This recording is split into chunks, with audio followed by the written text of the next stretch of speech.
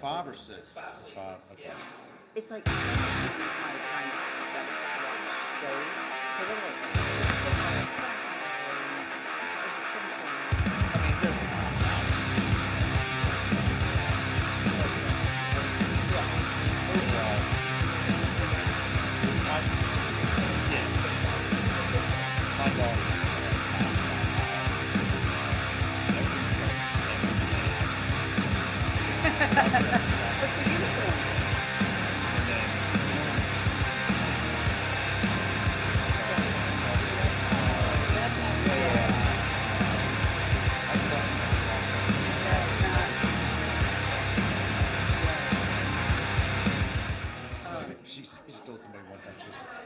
Radio brings people together like never before. It's a beautiful hometown weekend out there. We've got Your local stations keep you informed and involved with music, talk shows, and real-time news updates you can trust. We are live and local. We are America's broadcasters, connecting you to what matters most. Text radio to 52886 and tell Congress to support your local radio stations. Message and data rates may apply. You may receive up to 4 messages a month, and you may text STOP to STOP.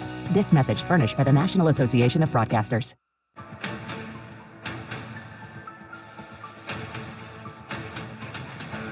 We are CRN. Stay tuned. We're live in 3 minutes.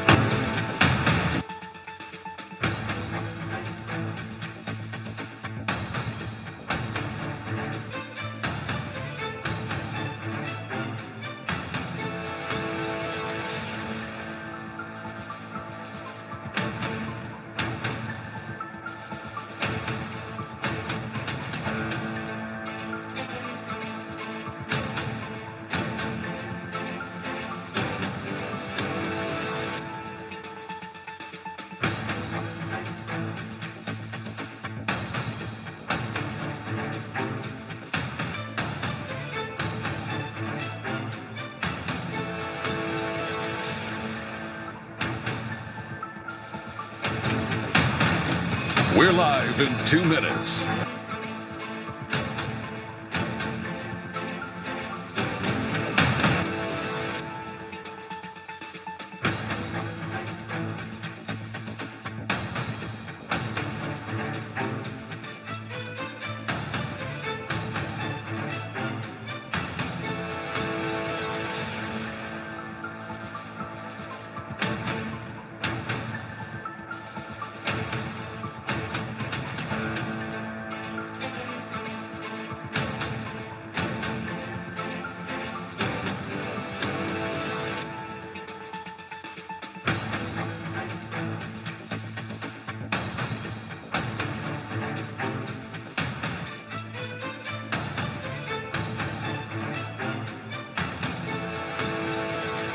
We are CRN.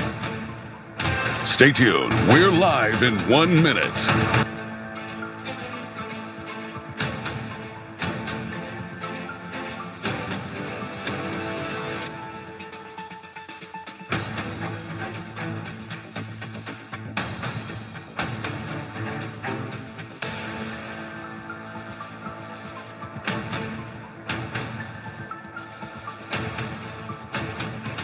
Seconds until showtime.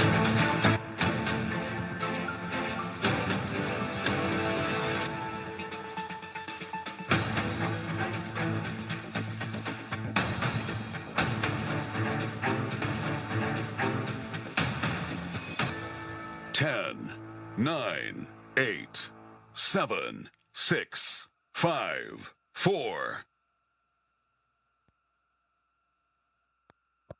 Look at you go. The one-trip grocery champ, snooze button resistor, master sock matcher. We know the daily grind can be tough, but amidst the hustle, we see you conquer it all. And at Scooter's Coffee, we believe it's the little wins that deserve some big moments of joy. So go on, embrace that tiny triumph. You master parallel parker you. Take that victory lap and savor the sweet taste of success. Scooter's Coffee, you didn't just order it, you earned it.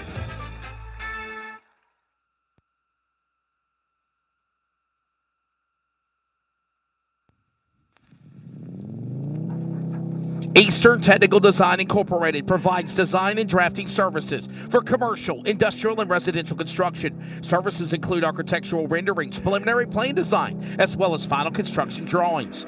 These drawings include all the necessary structural, building, plumbing, and mechanical electrical plans as required to produce and deliver a finished building and/or structure. This company is proudly owned by LFRL's Tracy Brown. Eastern Technical Design. Contact them today at 252-245-1599 or email them at easterntechnicaldesign@gmail.com. Commercial, industrial, and residential construction. Eastern Technical Design is the perfect plan for your building needs. Vinson's Pub and Eatery on 800 East Main Street has been a go-to destination for the Clayton Comics community and everybody of Seatown.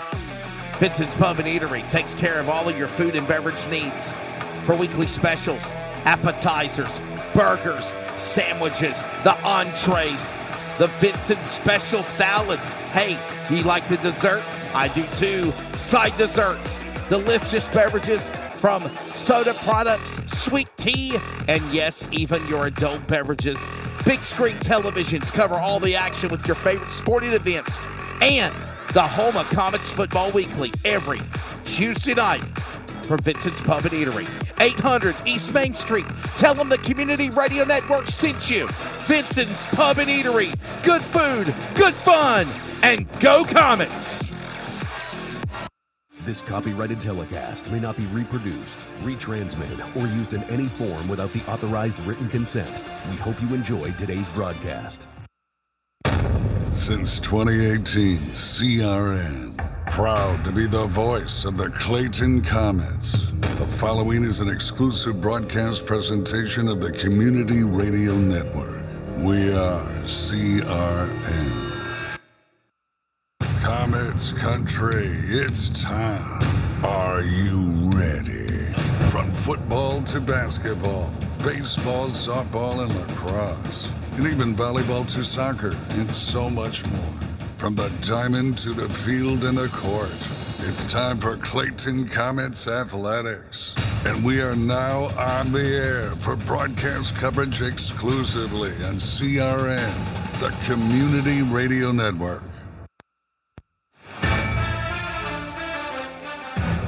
One more time for 2025 on location at Vinson's Pub and Eatery, located at 800 East Main Street in Clayton. It is the final send-off of the year for Comets Football Weekly, and it's the longest that the show has ever gone. Already about, 10 days to Christmas? 9 days to Christmas, actually. And we're coming off of the 7A state championship from last Friday night at Chris Smith Field at Keenan Stadium, the home of the Carolina Tar Heels. And the number 12 team in the country, undefeated at 15-0, Grimsley Whirlies, were able to defeat Clayton 24-14 to end an amazing season that Clayton had. First time in a state championship since 1989. And obviously, it's only fitting that we close out the season with our final Comets Football Weekly show of the year. Once again, thank you to Caroline, thank you to Angie, thank you to everybody for letting us do this show here for what will be the end of our third consecutive season here at Vinson's Pub and Eatery. And we're with the coach, Scott Chadwick. And Coach, I guess it's a bittersweet season, right? I mean, obviously, you look at the remarkable, phenomenal push, the run, the drive that everybody made to get to state, just fell short there in that last game at the end. Yeah, I mean, I think it's a lot more sweet than it was bitter. Yeah.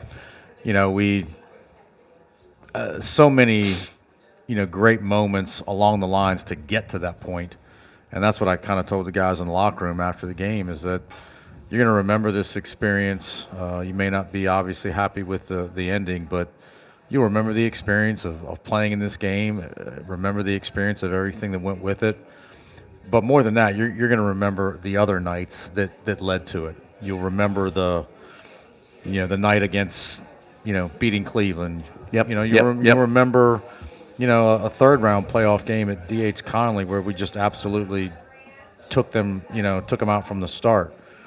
Having the opportunity to have a home playoff game the day after Thanksgiving. That's a special event in high school football. And then certainly, going to Gibbons and winning there and getting to a state championship game. So a lot of great moments to get to that great moment. And, obviously there'll be a little bit of regret and a little bit of disappointment that there were some things we could have done better and probably some plays we left out there on Friday that really would have given us a great chance to win.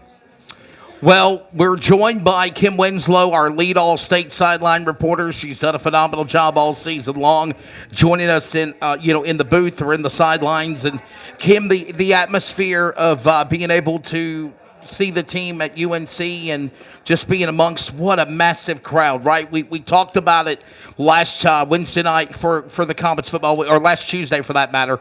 And we said we wanted Chapel Hill to become Clayton. And I think the mass amount of fans in Clayton showed up in Chapel Hill up I-40 Friday night. Yeah, and I think if you take it back even, further in the week, last Tuesday we talked about just the support from the school and the community. And, as I told Coach after the game, I know that wasn't the outcome that they had wanted, and of course you get to that last game and any loss is going to be disappointing, but on that level, the bigger the stage, the bigger the disappointment, and I said, I just hope they know how much excitement and joy and pride that they have brought to the school and to the community. And, we had talked about all the things leading up to it, but then even after last Tuesday night, talk about what it meant to the players to, have that pep rally, to have the send-off, and then up to the crowd that showed up.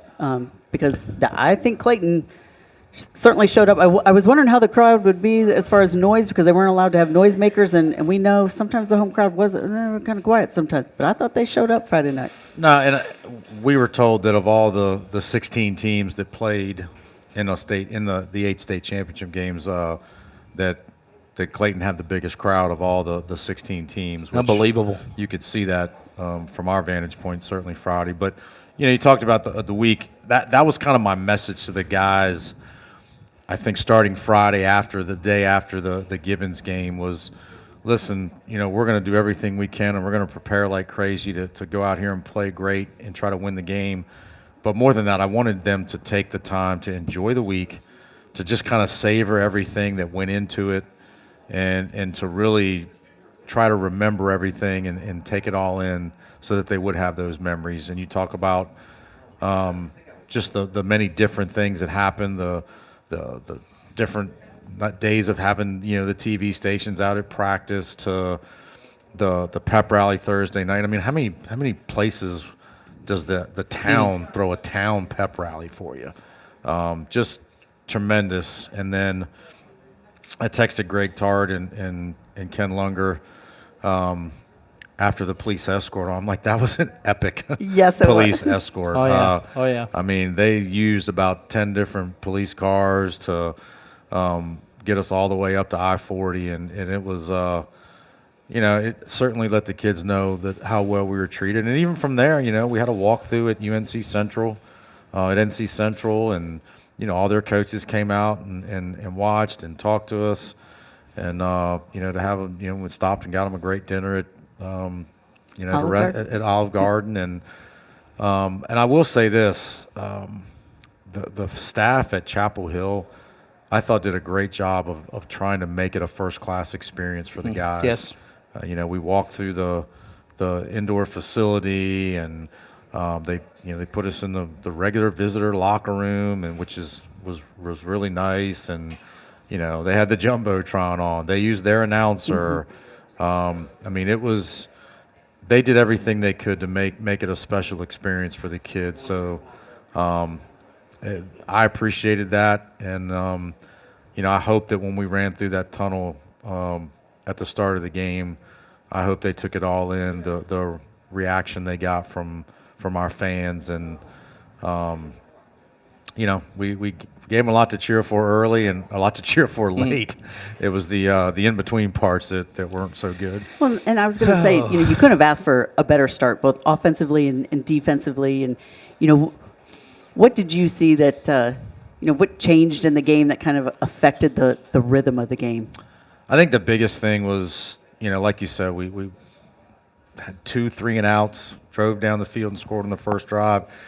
I think what changed a little bit was just the second possession when we were inside the 20 there. We needed to score. We needed to get points there, and I think we gave them back a little bit of the momentum there by not scoring and not getting that 2-score lead. You go back and forth on I felt like we had the right plays called down there, and we just didn't execute. And then probably what really changed it was when they got the ball back on that touchdown drive. After that, they converted 4 third downs. And just couldn't get off the field. We couldn't get off the field on that drive there. And, if we could just maybe have gotten 1 third down stop on that drive, and gotten the ball back with the lead, and then, the other key was after they scored to tie it, probably the one time all night that we really had, I think the venue, the crowd size, everything kind of got to us from a communication standpoint. You mentioned that in the post-game press conference, and I was wondering what that meant with third down there. We had a play call we wanted, and half the guys got one call and half the guys got the other. Unfortunately, the guy playing quarterback got the wrong one, and and that was big. That was third down, and we needed to convert and kind of stave off the momentum a little bit. And that's really the first time that's really happened to us. And I think one of the things that I was concerned going into the game there was a lot of things I was concerned, but one was not only had they been at that stage playing in championship games before. Grimsley, you mean. Yeah. Grimsley, yes, Grimsley. Yeah, right. they played in that stadium last year. So they knew it's easier when you know what to expect. Exactly. You've been there, you know the process. They knew, exactly. They knew the whole setup, the whole process, like you said, and it was a new experience for us, and we, and that goes for players and coaches, Yeah, because I walked back. I watched.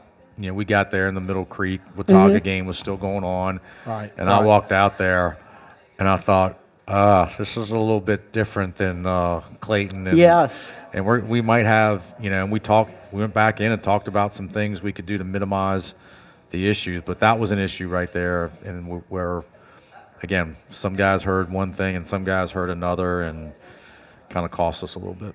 Yeah, can I say something as well, Kim, before I toss it back to you? We had we had Coach Gary Fowler on the pregame show, and he was talking about the last time that the Clayton Comets went to a state championship. Obviously that was in December of 1989, and when he told us about that was a game where they defeated Monroe 16-0, but that was at home. Yeah, that was a game at Nixon Clayton. Fowler Stadium. Yeah. So this was, again, as you said, Coach Chadwick, the first time that Clayton's ever gone to a state championship at a neutral college location, for sure. Yeah, and I mean, I coached in 2 state championship games as a head coach in the Raven Stadium and one at the University of Maryland. So, and I obviously coached at the University of Maryland. So it's not like I wasn't, But these used kids. used to being in that environment, but it was different. It was definitely different, and it's a learning experience for all of us. And if we're fortunate enough to get back there, then the next time we'll know that there's probably some things we have to do differently. Well, and then even in the third quarter, I was talking to the TV guys after the game, and they even mentioned the third quarter took 55 minutes, and there was a lot of the game couldn't get in a flow. It was all over the place. But how difficult is it? I mean, you wear 2 hats. Last show of the year, and I grabbed the coach's tee. I'm sorry. You wear 2 hats on the sideline. You're the head coach. You're also the offensive coordinator and play caller. How difficult is it when there's just so much other stuff going on the field with trying to manage communication with the officials and even understanding what's the call, what's going on, and challenging call, or having that conversation, and taken away from, being able to keep the guys focused and ready to go for that next series of plays. And it was cold. I mean, it was like under 30 degrees, yeah, and people but are I'm standing talking about around. the distraction of what happened on the field and how that takes away from the kids being focused. Yeah, I mean, anytime you have a quarter that takes that long and that many delays, it completely takes everybody out of rhythm. Yeah. So to us, them, everybody. And, I mean, it was just such a combination of, turnovers, making things go slower. There were 3 or 4 injury timeouts, taking 5 minutes to adjudicate a holding penalty. There was that. Was there any reason given to you because of those of why it prolonged? No, I don't know why it took so long. I know the TV guys had said that crew had never worked together before.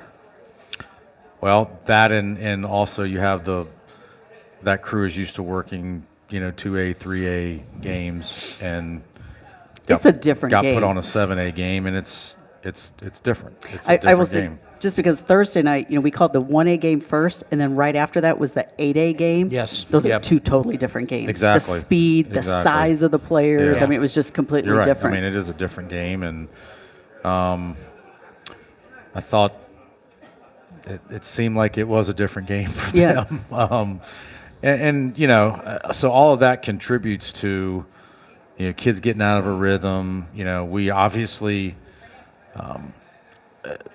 the third quarter was just overall just a disaster for us in a lot of ways. I mean, going into that game, we had 14 games this season. We turned the ball over 10 times in 14 games. We turned it over 3 times in 4 minutes. Yeah. Just some very, very uncharacteristic things, and some poor football in some cases on our part, a couple of bad bounces, and it just seems like we couldn't stop the snowball from rolling downhill there at that point, and thankfully, the defense didn't let it get too terrible that we were still able to have a chance. I was going to say, I mean, they fought back. Even you mentioned the turnovers. Even with the turnovers, they fought back and almost essentially adjudicated those in the fact of there was a fumble immediately. Clayton intercepts the bite right back. Yep. The pick six, obviously, there's nothing they couldn't do much about that. Yeah. But then on the next fumble, held him to a field goal, which he missed. Yeah. And then was allowed to re-kick. They said somebody hurdled. Hurdling. I thought you had to leverage him, like push off. Yeah, we had a hurdling where there actually was hurdling called in Durham. But so you take those 3 points, and then just the fight at the end of the game. I mean, we were 2 inches from scoring another touchdown. So, I mean, that's 10 points Listen, right there. I don't think a lot of the night we played as well as we were capable of playing by any stretch. We had some of our better players at times did not play very well, and but one thing I will 100% stand behind, our guys absolutely competed like crazy. They competed like crazy to the end, to the point that it's 24-14. Terrace runs the ball down inside the 15. There's 7.5 minutes to go. Get a very unfortunate holding call that wiped that away. If that call's not made, we've got the ball at the 15, down 10 with 7.5 minutes to go. We're right there in the ball game. So I don't think you can ever question the fight in our kids and how hard we competed. And there was probably, I'm sure, some people after the pick six, and then they probably thought, "Oh man, this is going to get out of hand," and it absolutely didn't get out of hand. As a matter of fact, we gave ourselves a chance. Well, and that was the projections by a lot of people in the media and different podcasts, et cetera, that really the state championship was the previous week when it was Grimsley and Weddington. Essentially, this ain't going to be a game. Yeah, they thought we were going to get blowed out. Yeah. And the fact of, I think it was high school OT said Grimsley is about as perfect as a high school team as you could have if you were making a team. So given that and the fight that Clayton put up, I'd say even looking at quarterback comparison, quarterback for the opponent ended up with the MVP, the overall MVP, went 8 of 18 for 126 yards. When I look at the Clayton quarterback stats, went 8 of 18 for 126 yards. And 162 yards rushing. Yes. Yeah. I mean, I would say that Clayton more than matched up and put up a fight. Yeah, I mean, I was watching the TV version last night, and at the end of the first quarter, we had outgained them like 100 to 19 or something. I mean, we dominated really definitely the first quarter and a good bit of the second quarter too. We just, like I said, we needed to score on that second possession and taking a 2-score lead, and that would have probably been a big difference if we had finished off that second drive. So looking ahead to next year, obviously you lose a fantastic senior class that have just meant so much to this team and over the years. 32 wins over the last 3 years. Yeah, that's a lot of experience going out the door. You also have a lot of talent coming back.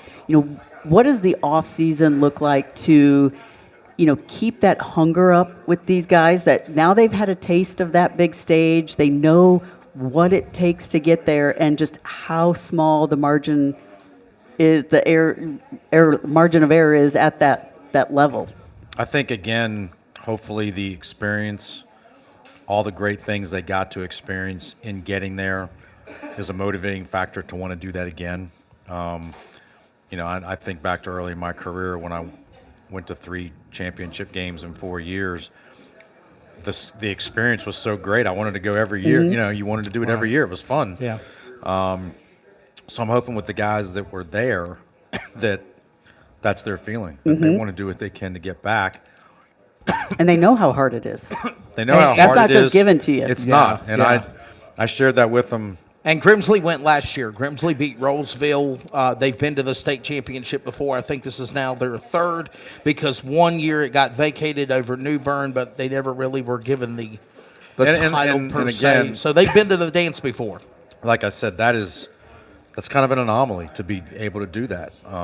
Getting there is hard. It's really hard.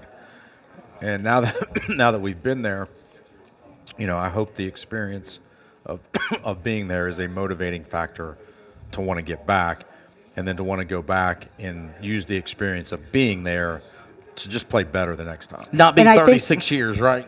And I think just the difficulty of it getting there, I didn't realize. I mean, you look at a lot of the talented teams around here. Even when we did the 8A game, I didn't realize that neither Millbrook nor Huff had ever been to a state championship. Yeah, You think that about the blew me away. talent and how good those teams have been, and they had never been there. That shows you just how hard it is to get there. And for Huff to get shut out on that Thursday night in the 8A game, I mean, Millbrook got shut out. For Millbrook, for Millbrook to get shut out over Huff, I mean, that just shows you. And they point blank said, well, maybe we used up everything we had trying to defeat Hoggard, So well, I said to one of the kids asked me, I think on the Saturday before, how it felt for me to get back, and I said it's hard. It's really hard to get here. And I said at that point, 7 of the last 8 years that I've been a head coach, I've won at least 10 games. So I've had double-digit wins in 7 of the last 8 years I've been a head coach, and I'd never been. Yeah. Right. I said, so it's really hard to get there. But it's what you do and these kids do in April and May and over the summer and at camp. All of that leads to what happens during the season. Once you've had a chance for all of this to kind of set in, what do you want this team and this season to be remembered for, and what do you want the identity of Clayton football to be going forward? I think what I want it to be remembered for is just the many, many great moments that we had. I mentioned before the win over Cleveland, the three home playoff wins, having that place packed the day after Thanksgiving, being at our practice on Thanksgiving, having Riverwild put that Thanksgiving luncheon on for the guys on that Wednesday. Mm-hmm. You don't go to Gibbons and win regional finals. No. People don't do that. And having the pep rally, and just those are the things I hope that people remember. I hope they remember how we kind of ignited the town and kind of rallied the town. That's, to me, the most thing I'll take from this is how football rallied the town. And, going forward, I want this to be the expectation. I want this to be the standard's been set. Exactly, I want this to be the standard that we try to achieve every year, and not something that is lightning in a bottle. Yep. And the one thing I feel good about is, obviously we've got to replace some stars, particularly, with Aiden on offense and pretty much our entire receiving core and some offensive linemen. But almost the entire second half the other night after Charles had gotten hurt and Jaheim Stevenson who played great. He got the interception. He played great. Pretty much the entire second half the other night. We had 9 underclassmen on the field. So we had 9 underclassmen on the field, including 3 sophomores. So that's what I'm saying. There's a lot of talent leaving, but there's a lot of talent still here. That kind of lends me to believe that, we're going to stick around for a little bit next year. I mean, anytime you can start your defense with 9 returning starters, that's a good place to start. Well, I know we have thoroughly enjoyed it. This, we've had a lot of fun seasons. Obviously, this was one of the most fun. And hey, considering we're in December already, next football season will be just around the corner. I said no earlier, rest for the weary. I used to laugh at Nick Saban when he would talk about one of the negatives of playing in championship games is you're a month behind everybody in the offseason. I'd be like, whatever. I get it now. I get it. We are behind everybody right now. I usually take the month of December to have exit meetings with the underclassmen, evaluate things and do all that so that we're ready when the second semester starts. I got about 5 days to do, 5 weeks worth of work. Well, get used to it. Figure out a new schedule because hopefully that'll be a good problem going forward. Exactly. And obviously football's not done yet for Aiden Smalls or Keyshawn Stansel. They're not playing in the Shriners Bowl now. No. Okay, and then of course River Fiore was committed to doing the All-Star game, but because of him going to North Carolina Central University. That changed it. So our guys played 15 games. Yeah, it's a lot of they're wear and exhausted, tear. aren't they, Somebody Coach? asked me about the guys not playing in the Shrine Bowl, and I said, look, our guys played 15 games. Both of those guys are leaving to go to college within the next couple of weeks. I just felt like they just didn't need to, number one, play another game. Right, And number right, two, right. spend a week from home when they're getting ready to leave to go to college. Yep. So there you go. So if anybody was wondering, Aiden Smalls and Keyshawn will not be in the Shriners football game. That will begin to be on Saturday. We'll have coverage on CRN Sunday of the East-West All-Star game from Greensboro at Jamison Stadium. Coach, I got one more question to ask you, and we'll get off the air here in a few minutes. We obviously, this is our final send-off of the year. What do you say to the town of Clayton? What do you say to not just the team, but the school, the community, and everything in general for what type of bravado you have brought in 4 years to Clayton football and what's to come? Well, first off, thank you. Thank you that this is a place that kids should want to play high school football in. I've always said I think there's something really special about playing in a place where your school is the name of the town. I think there's something special about that. It leads the town to take great pride in you, and that's what they did. I think the support we got, we've always had great support, but what I'm real pleased is the town proved me right. And by that I mean I told our kids for years that if we ever got to this point, they wouldn't believe what this town would do and the support they would get. And they proved me right. They proved me right. The embrace and all that. Yeah. Right? Well, because you expect that it's going to be, family of the players, Right. kids from the school, Yeah. but there are people that, and maybe alumni, but there was a lot of alumni that have come back. There's a lot of people who have no association with the school that were at games and that went to Chapel Hill because they're part of Clayton, because they're part of the town. I mean, you had people approach you today before you even sat down in the chair to come on the air for Comets Football Weekly, telling you thank you for what you've done with the school and the program. And there's obviously been a lot of that over the last few weeks, but that's always been there since I've been here, and it's obviously a little bit more magnified over the last few weeks. But again, this is just a great place to be a football coach. It's a great place to be a high school football coach because of the town, but also because we have a principal and an athletic director and Melissa Hubbard and John Asmussen who totally understand the value of what a great football team does to your school, does to your athletic program. We probably we're pretty sure we made some money over the last absolutely. Made some money over the last few weeks, and certainly helped out some of the other sports with what we did over the last few weeks. But sure. They understand the value of football, and Miss Hubbard really understands the value of how a good football team can unite your school and the town. She totally gets that, and she's committed to that, and we have people at the school that just do a great job of supporting our guys on and off the field, and not just our coaches, other staff people. I was sitting in the office today with Christina Brock, who's our academic coordinator, and she's got football players in her office today working on their exams and things like that. So she's not exactly my favorite politician ever, but someone did get it right when she said it takes a village. Yes. And it definitely does. And last thing I just want to reiterate, you said, you've said over and over, this is a team of here comes players a train that's late.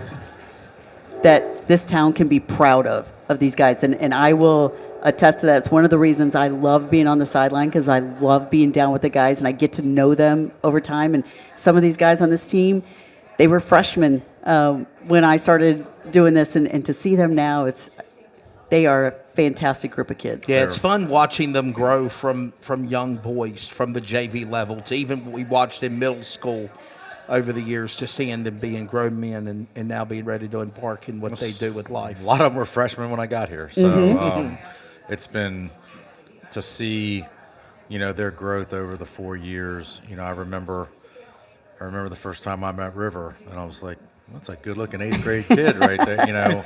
That summer, and obviously, Keyshawn's always been, a little bit bigger than he was everybody a man else. among boys on the defensive line as a freshman. I joked to a college coach today about the first time I met Ovani Flores when he skipped all summer workouts before his freshman year, and when we explained to him what the expectation was, and I don't think he's ever missed a day since in 4 years. I look at that group of guys, and I'd have to go back and do the research, but probably be hard to find a senior class that's ever come through here that's won more games. Yeah, I'm sure there is, but they're up there as far as, again, those guys that have been on the varsity for 3 years. That's 32 wins in 3 years. That's fantastic. Coach, what do you say about just the response that Clayton got, or the messages you got, or other people involved in Clayton got from Garner or Cleveland or any of the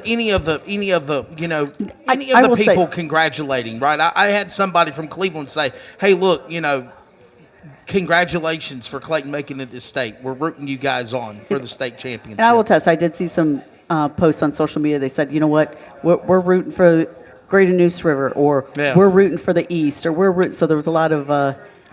As far as the coaches in our conference, Coach Donald actually helped me the week of the Gibbons game because they had just played them. Oh, right. So I talked to him. Coach Campbell at Southeast.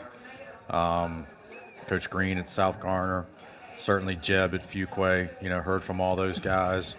I did not hear from anybody at the other place you're talking about. Well, I did. I did. I guess my neighbors count, since I do live in a neighborhood that's zoned for that particular school, so I guess you could maybe count my neighbors on that. But no, I did not hear from anybody else associated with that place. Well, hey, let's run it back next year. Absolutely, let's do it again. And again, this is thank you guys.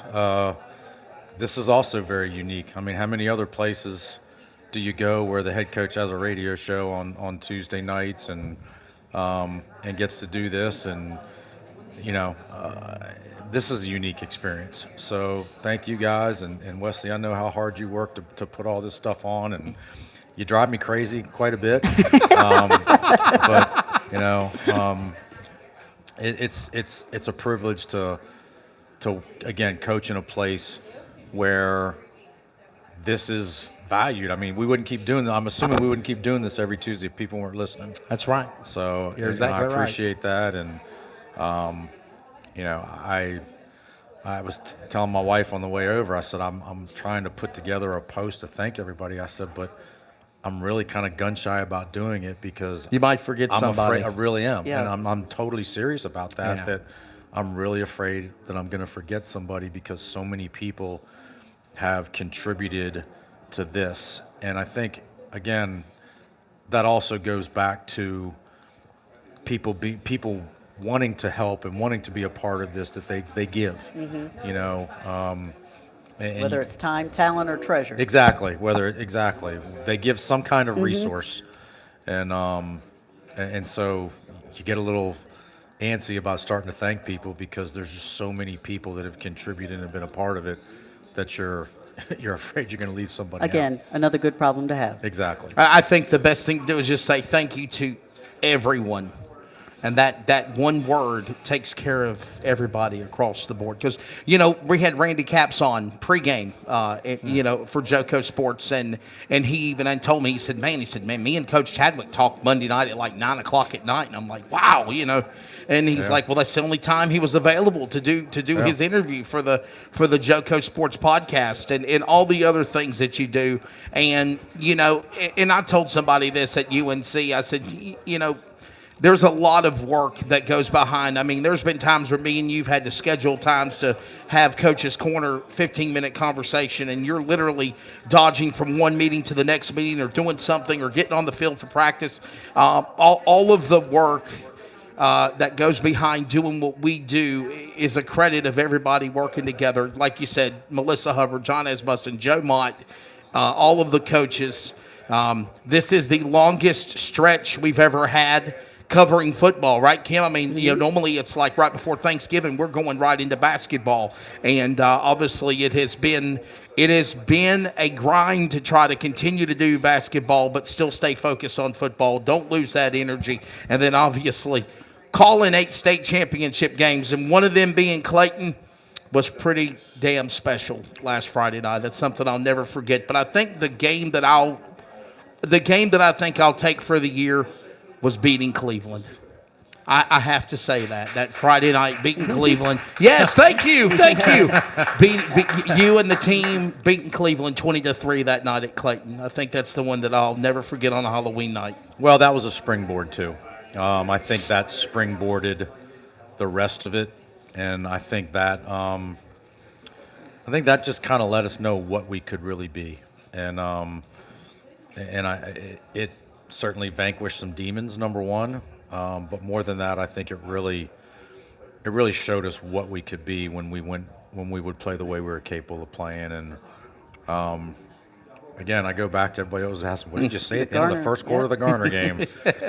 Like, we're gonna get blown out of here if we don't start doing. Coach, is that your moment? Is that your moment? Maybe was the turnaround at Garner, the redemption, the comeback game in October? No, for me, certainly the Cleveland game. I mean, that is. But for me, again, there's always something special about playing Thanksgiving weekend, and I think that week was special. Playing D8, yeah. And again, having the opportunity for the kids to be together that week, and the guys again at River Wild, Reed and Ed, Reed Smith and Ed Aldridge, and the group over there putting that Thanksgiving dinner together for them, and for them to have that moment, and then. Day after Thanksgiving, man, everybody's home. Everybody's home, and that place was packed. Great time. And special that night. And beating Southeast 35-21 and was, for me, having family, both of my sons, my grandson, my brothers, all of my nieces and nephews there that night. That was a pretty special night, and I mean, gosh, you're trying to. It's hard to pin it down. I was going to say, it just really as you said, there's so many memories. I mean, the following week, yeah. winning to get to the championship game, and my son being the first person I run, I see, and gosh, I mean, I think it's unfair to try to pick one, because I think there were so many, and I think that's what made the whole season special. Absolutely. Is that you can't really pick just one moment. Well, listen, one more thing before we get off the air here. Have they tore down the press box yet? I know there's work being done. There's a lot of great things coming for the new Nixon Fowler Stadium, and it's going to be really very nice, state of the art whenever we come back for football in August of next year. It is not torn down, but everything. The construction fences are up.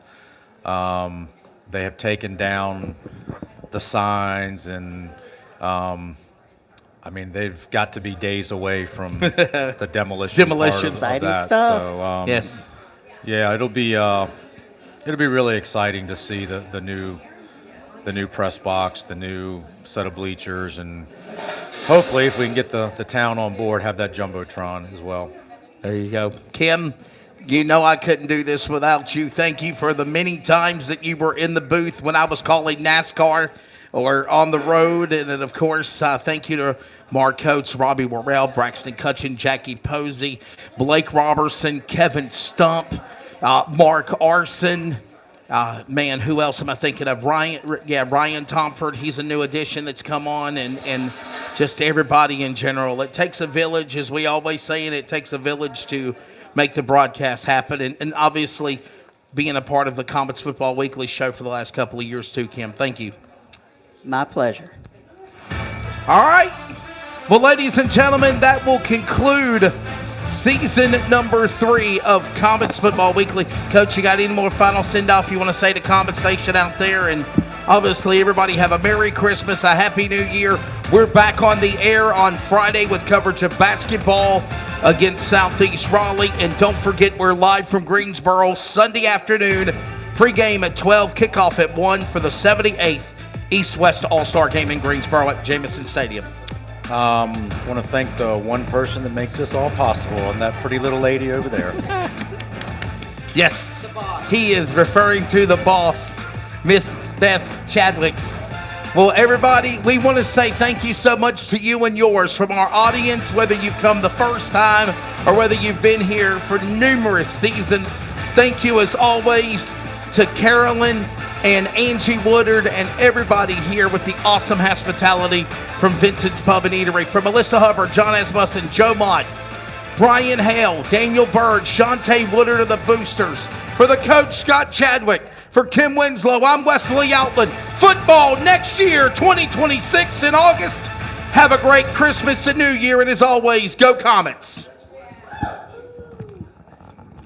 This copyrighted telecast may not be reproduced, retransmitted, or used in any form without the authorized written consent. We hope you enjoyed today's broadcast.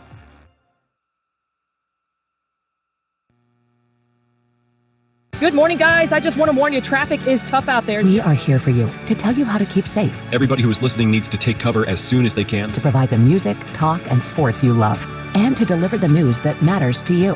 We are the voices you can trust. We are live and local. We are America's broadcasters. Text radio to 52886 and tell Congress you depend on your local radio stations. Message and data rates may apply. You may receive up to 4 messages a month, and you may text STOP to STOP. This message furnished by the National Association of Broadcasters.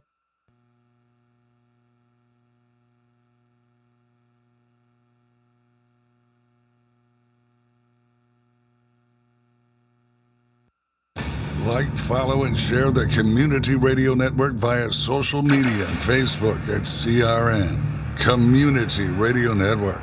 Also, check us out on X, Instagram, and TikTok at CRN Sports. As always, remember to listen to the games live on your radio dial at 87.9 FM and anywhere worldwide, always at wearecrn.com. This is CRN, the Community Radio Network.